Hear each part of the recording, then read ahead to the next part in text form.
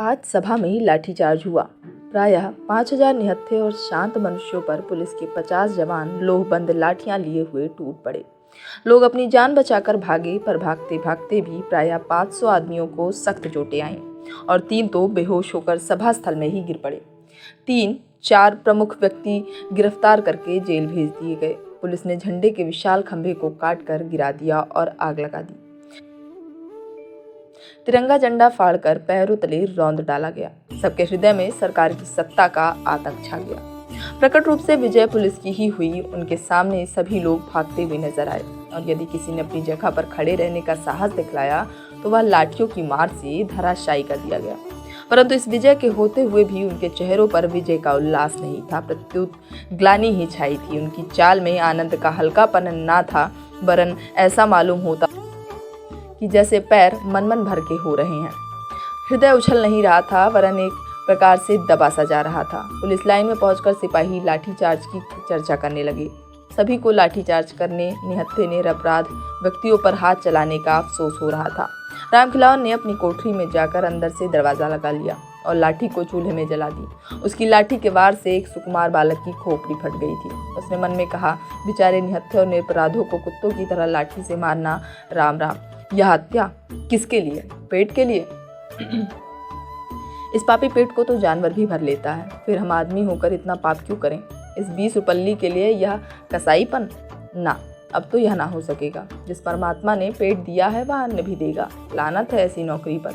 और दूसरे दिन नौकरी से इस्तीफा देकर अपने देश को चला गया। थानेदार बरकतुल्ला लाठीचार्ज के समय चिल्ला चिल्ला कर हुक्म दे रहे थे, मारो सालों को, आए हैं स्वराज लेने। लगे खूब कस के, परंतु अपने क्वार्टर्स में पहुंचते पहुंचते उनका जोश ठंडा पड़ गया। वे जबान के खराब अवश्य थे, पर हृदय के उतने खराब ना थे। दरवाजे के अंदर पैर रखते ही उनकी बीवी ने कहा, देखो तो यह गफूर कैसा फूट फूट कर रो रहा है। क्या किया है आज तुमने? बार बार पूछने पर भी यही कहता है कि अब्बा ने गोपू को जान से मार डाला है। मेरी तो समझ में ही नहीं आता कि क्या हुआ। सुनते ही थानेदार साहब सर थाम कर बैठ गए।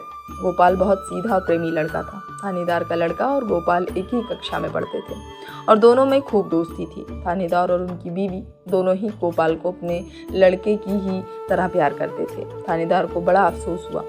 बोले, आग लगे ऐसी नौकरी में, गिरानी का ज़माना है, वरना मैं तो इस्तीफा देकर चल देता। पर करें तो करें क्या? घर में बीवी बच्चे हैं, बूढ़ी माँ है, इनका निर्वाह कैसे हो? नौकरी बुरी ज़रूर है, पर पेट का सवाल है, उससे भी बुरा है।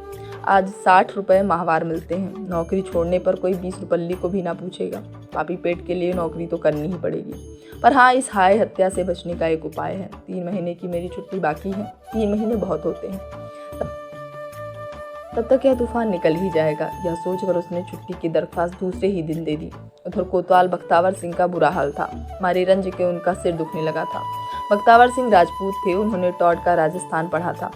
राजपूतों की वीरता की फड़काने वाली कहानियां उन्हें याद थीं। चित्तौड़ के जौहर, जयमल फत्ता के आत्म बलिदान और राणा प्रताप की बहादुरी के चित्र उनके दिमाग में रह रह के चमक उठते थे। सोचते थे कि मैं समस्त राजपूत जाति की वीरता का वारिस हूँ। उनका सदियों का इकट्ठा किया हुआ गौरव मुझे प्राप्त है।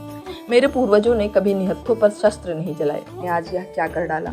ऐसे मारने से तो मर जाना अच्छा, पर पापी पेट जो ना करावे सो थोड़ा। इसी संकल्प विकल्प में पड़कर उन्होंने रात को भोजन भी नहीं किया।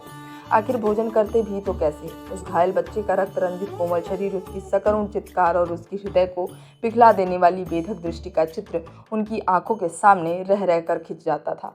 उसकी याद उनके हृदय को टुकड़े टुकड़े किए डालती थी। इस प्रकार दुखते हुए हृदय को दबाकर वे कब सो गए कौन जाने। सवेरे उठने पर उन्हें याद आई कि कल ही जो उन्हें तनख्वाह की 300 रुपये मिले थे, उसे वे कोट की जेब में ही रखकर सो गए थे, कहीं किसी ने निकाल ना लिए हों। इस ख्याल से झटपट उन्होंने कोट की जेब में हाथ डाला और नोट निकाल कर गिनने लगे।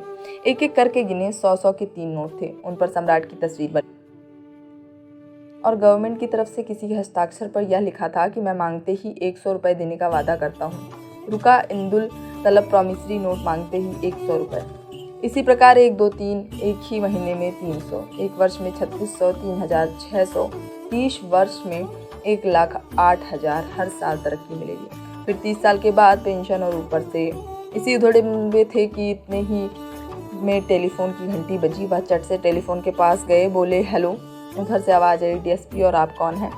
उन्होंने कहा, शहर कोतवाल का अधिकारपूर्ण शब्द उनके कानों में गूंज गया। उधर से फिर आवाज आई, अच्छा तो कोतवाल साहब, आज 11 बजे जेल के भीतर कल के गिरफ्तार शुदा कैदियों का मुकदमा हो, उसमें आपकी गवाही होगी। आप ठीक 11 बजे जेल पर पहुंच जाइए। कोतवाल साहब ने कहा, बहुत अच्छा। अब कोतवाल साहब अपने दफ्तर के काम में लग गए।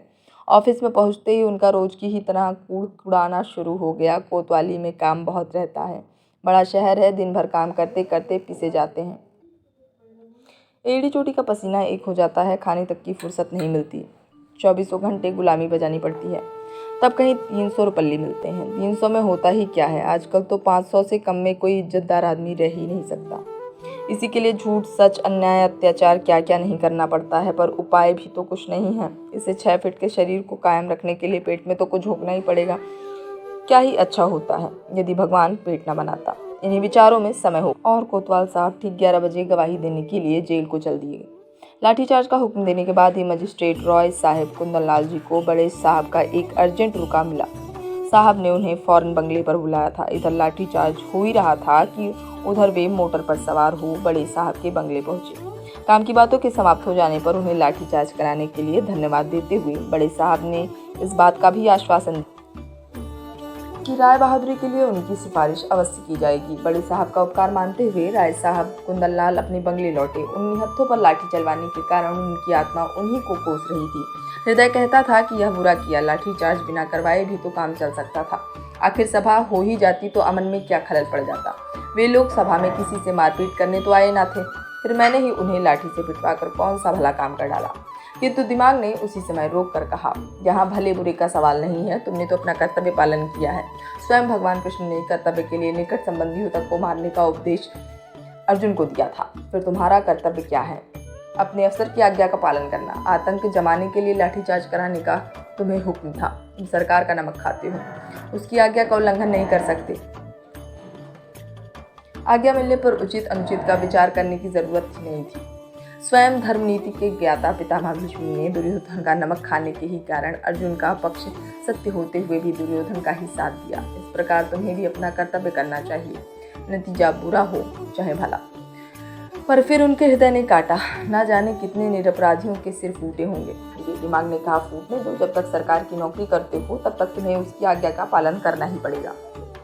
और यदि आज्ञा का पालन नहीं कर सकते हो तो ईमानदारी इसी में है कि नौकरी छोड़ दो। माना कि आखिर ये लोग स्वराज्य के लिए ही झगड़ रहे हैं, उनका काम परमार्थ का है, सभी के भले के लिए, पर क्या किया जाए। नौकरी छोड़ दी जाए तो इस पापी पेट के लिए भी तो कुछ चाहिए।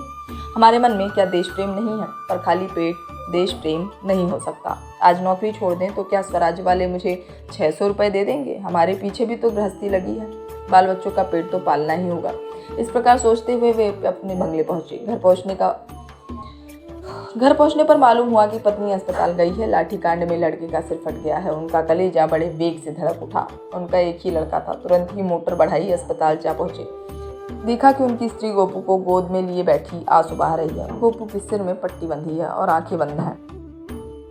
उन्हें देखते ही पत्नी ने पीड़ा और तिरस्कार के स्वर में कहा, यह है तुम्हारी लाठीचार्ज का नतीजा। उनका गला रूंध गया और आंसू भी वेग से बह चले। राय साहब कुंदनलाल के मुंह से एक शब्द भी ना निकला। इतने में ही डॉक्टर ने आकर उन्हें सांत्वना देते हुए कहा, कोई खतरे की बात नहीं है, घाव गहरा जरूर है पर इससे भी गहरे गहरे घाव भी अच्छे हो जाते हैं, आप चिंता न कीजिए। राय साहब ने पत्नी से पूछा, आखिर तुमने इसे वहां जाने ही क्यों दिया? पत्नी ने कहा, तो मुझसे पूछ के ही तो वहां गया था ना। रात भर गोपू बेहोश रहा और दूसरे दिन भी बेहोशी दूर ना हुई। दूसरे दिन 11 बजे दिन से जेल में मुकदमा होने वाला था, परंतु न्यायाधीश ठीक समय पर ना पहुंच सके। आज सजा सुनानी थी। मामला था एक 13 साल की बालिका को बेचने के लिए भगा ले जाने का। जुर्म साबित हो चुका था। न्यायाधीश के द्वारा उसे 6 महीने की सख्त सजा दी गई थी। फैसला सुनाकर न्यायाधीश महाशय जेल आए। कोतवाल और राय साहब कुंदनलाल की गवाही हो जाने पर अभियुक्तों में से 1-2 साल की सख्त कैद और 2000 जुर्माना, दूसरे को 1.5 साल की सख्त कैद और 1500 जुर्माना, तीसरे को 1 साल की सख्त कैद और 500 जुर्माना की सजा दे दी गई। अभियुक्तों ने मुकदमों में किसी प्रकार का भाग नहीं लिया और ना पेशी ही बढ़वाई, इसलिए मुकदमा करीब 1 घंटे में ही समाप्त हो गया। तीनों अभियुक्त प्रतिष्ठित सज्जन थे और राय साहब की जान पहचान के थे। मुकदमा खत्म हो जाने पर राय साहब ने उनसे माफ़ी मांगते हुए कहा, क्षमा करना भाई, इस पापी पेट के कारण लाचार हैं, वरना क्या हमारे दिल में देश प्रेम नहीं है? यह कहकर उन्होंने अपनी आत्मा को संतोष दे डाला और जल्दी जल्दी अस्पताल आए। गोपू की हालत और भी ज़्यादा खराब हो गई थी। उसकी नाड़ी छीड़ पड़ती जा रही थी। राय साहब के मुँह पहुँचने पर उसने पहली ही बार आंखें खोली। उसके मुँह पर हल्की सी मुस्कुराहट थी। धीमी आवाज़ से उसने कहा, वंदे माँ की ध्वनि नहीं निकल पाई। माँ के साथ ही उसका मुंह खुला रह गया और आंखें सदा के लिए बंद हो गईं। उसकी माता चीख मारकर लाश पर गिर पड़ी। राय साहब के शून्य हृदय में बार बार प्रश्न उठ रहा था, यह सब किसके लिए? और मस्तिष्क के प्रतिध्वनि उसका उत्तर दे रही थी, पापी पेट के लिए।